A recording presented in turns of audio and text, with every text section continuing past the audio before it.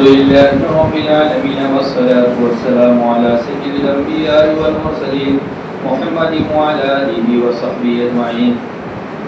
أما بعد فأعوذ بالله من الشيطان الرجيم. بسم الله الرحمن الرحيم. للفقراء والمساكين والعاملين عليها والمؤلفة قلوبهم وفي الرقاب والغارمين وفي سبيل الله وابن السبيل. وقال النبي صلى الله تعالى عليه وسلم بني الإسلام على خمس: شهادة أن لا إله إلا الله وإقام الصلاة وإيتاء الزكاة أو كما قال النبي صلى الله تعالى عليه وسلم. قابل صدر بزرگ و عزیز و نوجوان ساتھیوں، سب سے پہلے ہم نے آپ کے سامنے جو گزشتہ جمعہ کو زکوٰۃ کی اہمیت اور زکوٰۃ کی فرضیت کے تعلق سے آپ کے سامنے بات رکھے تھے. آج انشاءاللہ تعالیٰ آپ کے سامنے جو گفتگو اور جو بات آئیں گی وہ یہ ہے کہ زکوٰۃ کس کو دی جائے. وہ کیا گفتگو رہے گی آپ کے سامنے؟ زکوٰۃ کس کو دینا ہے. اس لیے کہ اللہ رب العزت نے قرآن مقدس کے اندر ہمیں بہت سارے احکامات دیے ہیں. مثال کے طور پر موٹے موٹے احکامات کو ہم دیکھیں گے تو نماز ملیں گی اور آپ کو روزہ ملے گا اور آپ کو حج ملے گا، جہاد ملے گا. اللہ تعالیٰ نے جہاں ہم کو احکامات دیے ہیں اسی کے اندر اللہ تعالیٰ نے ہمیں نماز کا حکم دیا ہے تو اس کو ادا کرنے کا وقت بتایا ہے اور اس کو کس طرح ادا کرنا ہے، کب ادا کرنا ہے، یہ تمام اصول و ضابطے اللہ تعالیٰ نے بیان فرمائے. اسی طرح روزہ ہے، اسی طرح حج ہے. جہاں اللہ تعالیٰ نے فرمایا کہ یہ فلاں زکوٰۃ فلاں حج کا حکم ہے،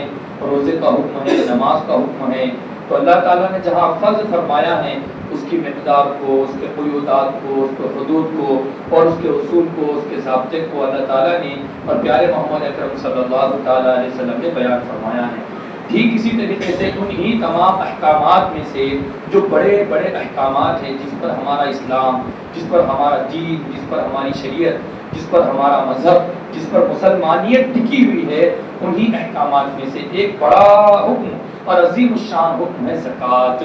اللہ رب العزت نے بارہا مقامات پر اس کو بیان فرمایا ہے اور اتنا پیارے انداز میں اللہ نے بیان فرمایا ہے.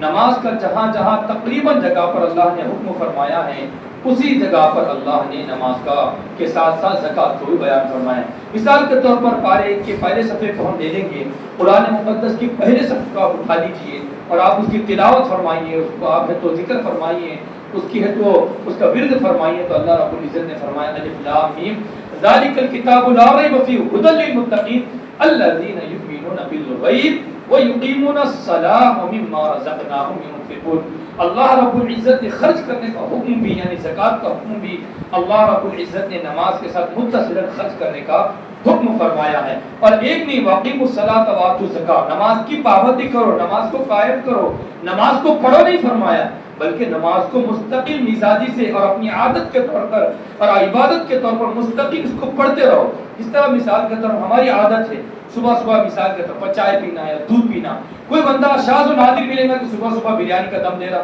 اور صبح صبح بریانی کھا رہا. بہت شاذ و نادر ہوتا کہ بریانی ہم لوگ صبح صبح کھاتے. ہمارا مزاج ہے، ہماری عادت ہے، ہمارے گھر کا رواج ہے کہ ہم صبح صبح ناشتے میں چائے کھا لیں گے، چائے پی لیں گے یا تو پھر دودھ وغیرہ پی لیں گے. اسی طریقے سے ہماری عادت کا حصہ بن جائے عبادت. جس طرح ہمیں اگر چائے نہ پی لے تو دن پورا برباد جائے گا، پورا منحوس جائے گا اور دن کے اندر ہے تو نشاط نہیں ہوگا، چستی نہیں ہوں گی اور ایسا معلوم ہو کچھ نہ کچھ ہم نے چیز چھوڑ کر آ گئے. ٹھیک اسی طریقے سے نماز کی ایسی پابندی کرنا ہے. اللہ نے فرمایا ایسی اقامت کرو، ایسی پابندی کرو، ایسا ادا کرو، ایسا مزاج بنا دو کہ اگر نماز ادا نہ ہو تو طبیعت میں سکون محسوس نہ ہو. اور ایسے اللہ کے بندے آج بھی ایسے بھیانک اور پھر فتن دور کے اندر ایسے بندے ہیں جو کہتے ہیں کہ ہمیں بے چینی ہوتی ہے اگر فجر کی نماز کو ادا نہ کروں، ظہر کو نہ ادا کروں، عصر کو ادا نہ کروں، مغرب کو ادا نہ کروں، عشاء کو ادا نہ کروں تو میرے اندر ایک بے چینی ہوتی ہے اور حیرانی ہوتی ہے، پریشانی ہوتی ہے اور ایک بے اطمینانی ہوتی ہے. اگر میں جیسے نماز کو ادا کر لیتا ہوں تو میرے اندر ایک سکون کی کیفیت ہوتی ہے.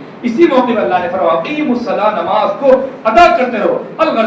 اسی موقع پر اللہ نے فرمایا آتوا الزکاۃ، زکات کو پھینکو مت، زکات کو ڈالو مت، بلکہ اللہ نے فرمایا زکات کو ادا کرو. جس طرح میں اور آپ کسی کو اپنے پاس کام کو لاتے ہیں تو اس مقصد سے لاتے ہیں کہ فلاں کام جو ہے اس کو مکمل آپ کو ادا کرنا ہے. مثال کے طور ہمارا گھر ہے، یہ گھر کو آپ کو بنانا ہے، کیسا بنانا ہے ہم اس کے اصول بتائیں گے، ضابطے بتائیں گے، ہمارا انجینئر بتائیں گا، تو ان اصول کے مطابق آپ ہمارے گھر کو ادا کریں گے، گھر کو بنائیں گے، گھر کو ڈیزائن دیں گے، اور اسی مطابق آپ کاروبار کریں گے، اسی کے مطابق ہمارا کام کریں گے، تو آپ کیا حقدار ہو جائیں گے؟ کیا حقدار ہو جائیں گے؟ اجرت کی اور مزدوری کے آپ حقدار ہو جائیں گے۔ ٹھیک اسی طریقے سے بلا کسی تشبیہ کے اللہ رب العزت نے فرمایا وآتوا الزکاۃ، زکات کو ادا کرو، یہ اللہ کا حکم ہے۔ کیسے ادا کر رہا ہے اللہ نے اس کا بھی مسئلہ بیان فرما دیا۔ سب سے بڑا ہمارے پاس شکوہ، شکایت، گلہ یہ ہے، ہمارا سب سے بڑا افسوس کا مقام یہ ہے کہ ہم نے جہاں پر عظیم الشان حکم زکات کو حکم سمجھا ہے، اللہ کا حکم ہے، میرے عزیزو سب سے بڑا المیہ یہ ہے کہاں پر خرچ کرنا ہے اس کو ہم نے ڈھونڈا نہیں،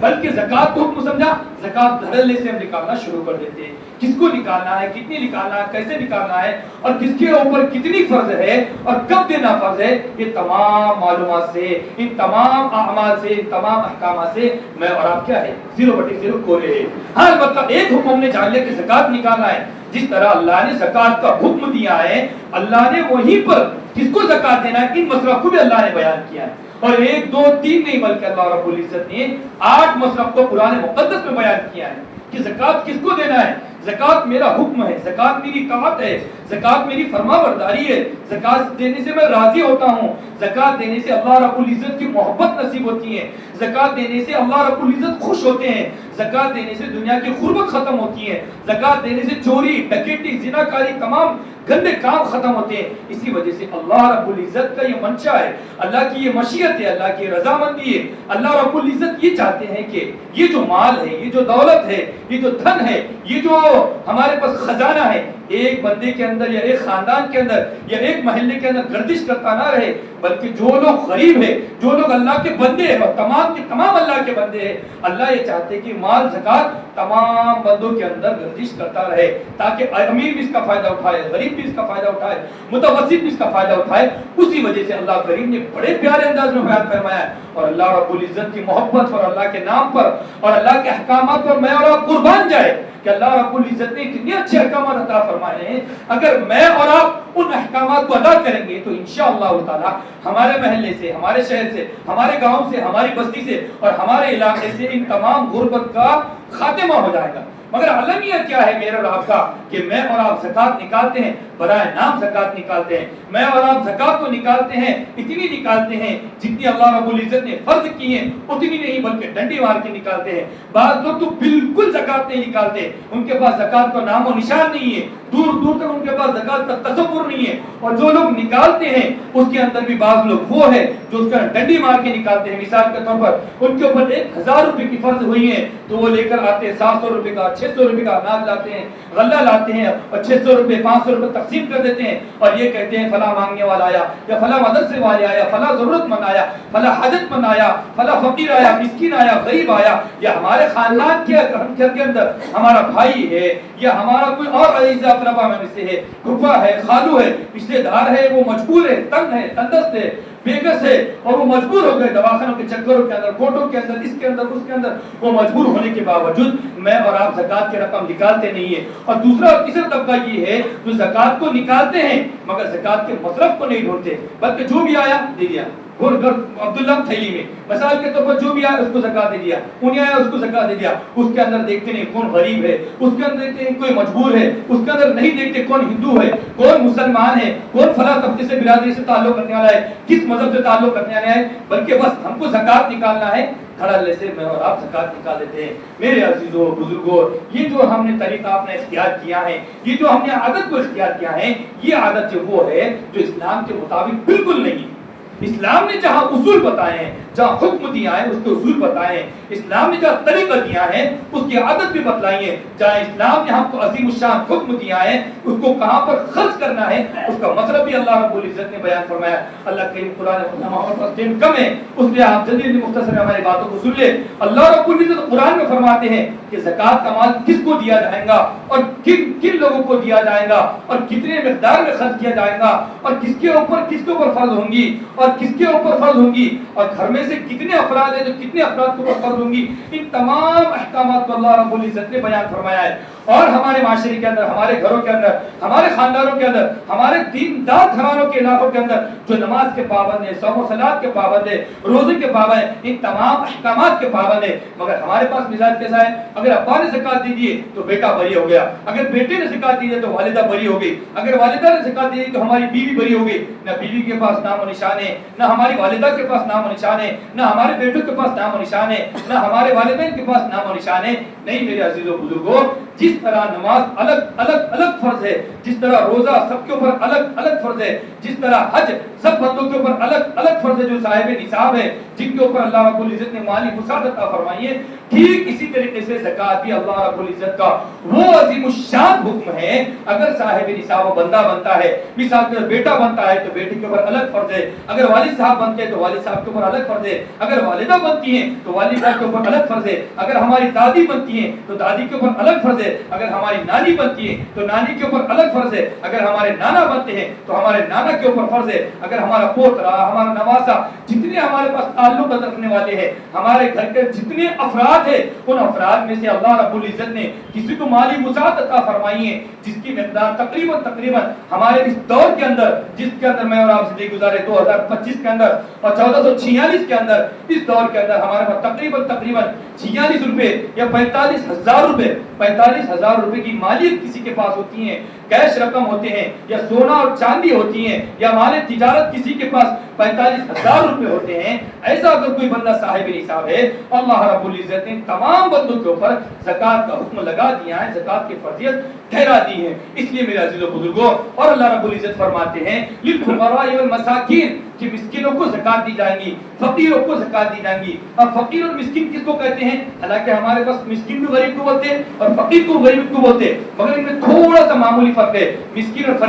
فقیر میں وہ تھوڑا سا فرق یہ ہے کہ مسکین مثال کے طور پر اس کو کہتے ہیں جس کے پاس بالکل پیسہ نہ ہو،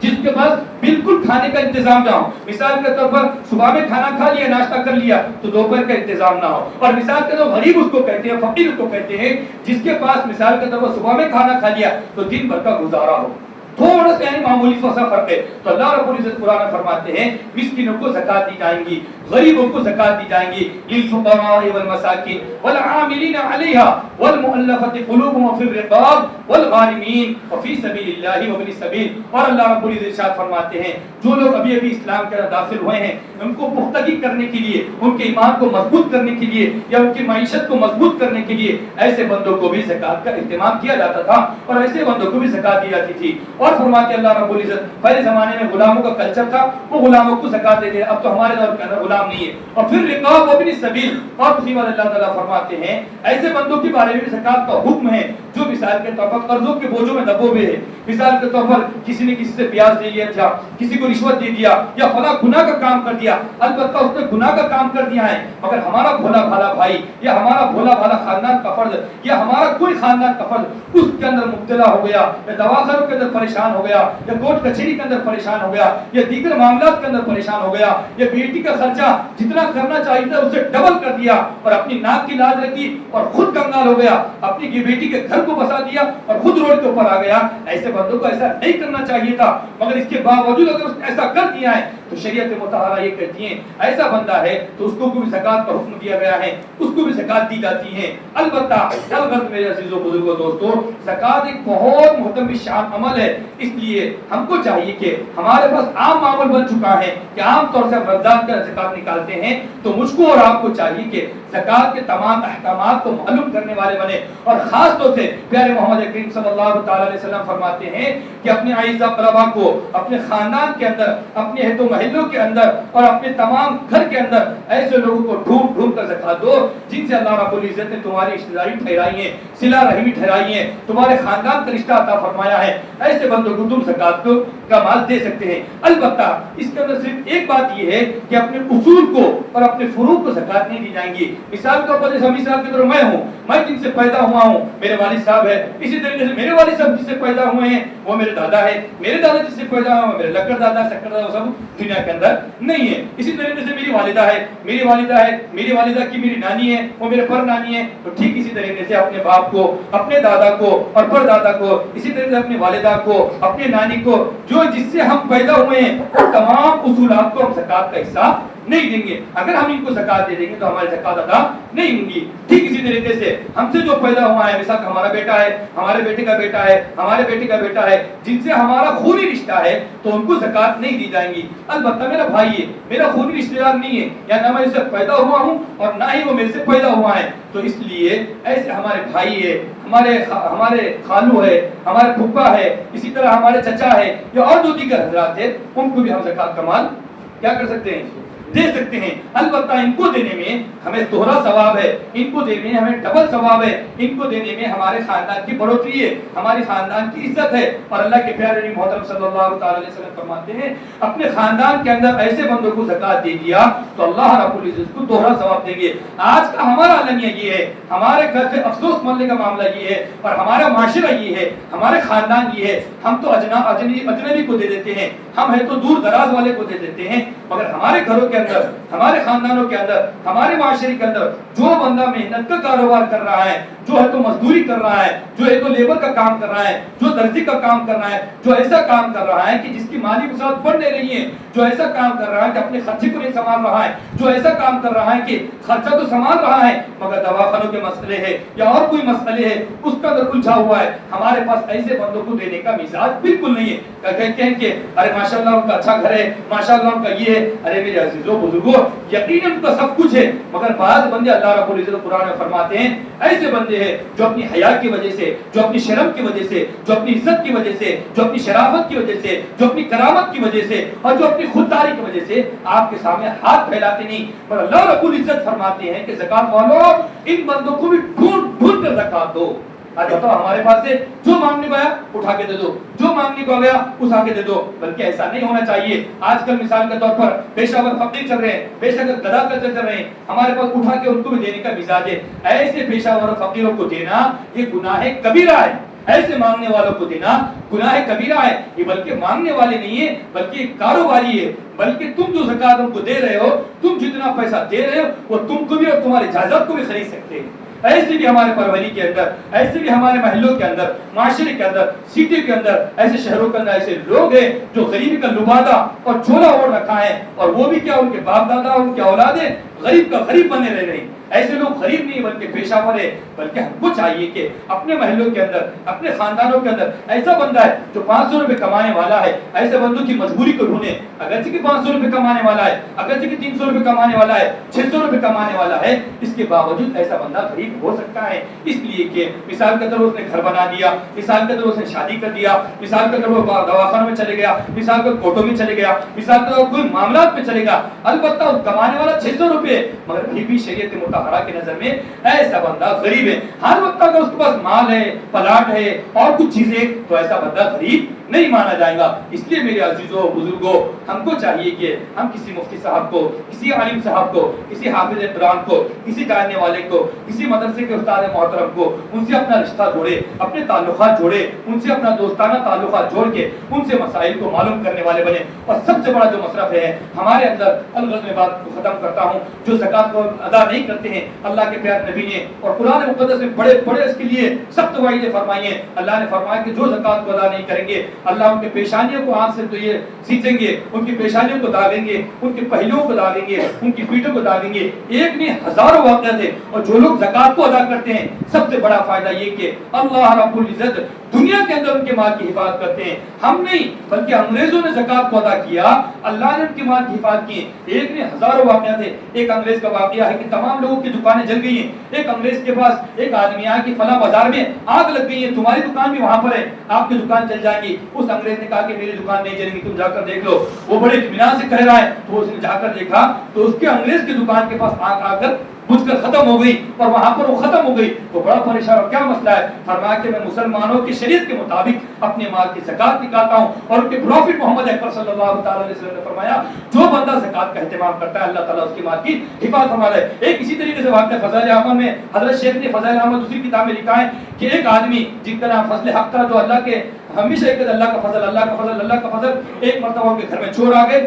انہوں نے دیکھا کہ چور ان کے تالے کو توڑ رہے ہیں، تو انہوں نے دیکھا اور سو گئے. پھر دیکھا کہ چور ہے تو تالے کو توڑ رہے، پھر دیکھا سو گئے. پھر جانے فجر کو اٹھے تو ان چوروں سے کہا کہ تم نہیں بلکہ تمہارا پورا خاندان بھی. تم 4 ہے، 4 کے بدلے اگر تم 12 بھی ہو گئے، 8 بھی ہو گئے تو تم تالے کو توڑ نہیں سکتے. حالانکہ وہ معمولی تالا تھا، اس زمانے کے اعتبار سے 5 روپے کا 2 روپے کا تالا تھا، اس کے باوجود توڑا نہیں. تو فرمایا کیا مسئلہ ہوگا؟ پھر اپنے امام صاحب کو، اپنے استاد کو سنا کہ استاد جی عجب مسئلہ ہو گیا. فرمایا کیا ہو گیا؟ 4 چور میرے گھر کو آئے اور تالا توڑنے لگے. فرمایا تم نے ہکالا کیوں نہیں؟ کیوں ہکالتا؟ میں نے زکات کی مال ادا کر دی تھی، جو میرا مال تھا میں نے اس کی زکات دے دی ہے. اور اللہ نے فرمایا اور اللہ کے رسول نے فرمایا ہے، ان کی بات سچی ہے، ان کی بات سے برحق ہے، ثابت ہے کہ جو مال کی زکات ادا کرتا ہے، اللہ کے پیارے نبی فرماتے ہیں، اللہ فرماتے ہیں ہم اس کے مال کی حفاظت کریں گے. اس لیے میرے عزیزو بزرگو دوستو، ہمیں چاہیے کہ خود زکات ہو تو خوش دل سے ادا کرنے والے بنے اور اللہ کا حکم سمجھ کے ادا کرنے والے بنے، اللہ کا فرمان سمجھ کے ادا کرنے والے بنے، اسلام کا حکم سمجھ کر ادا کرنے والے بنے. اللہ کریم سے دعا ہے کہ اللہ تعالیٰ مجھ کو بھی اور آپ کو خوش دلی سے زکات کا اہتمام کرنے کی، اور جو لوگ حقدار ہیں ان کو ادا کرنے کی، ان کو ڈھونڈ کر تلاش کر کے ادا کرنے کا اللہ کرے مجھ کو آپ کو توفیق عطا فرمائے.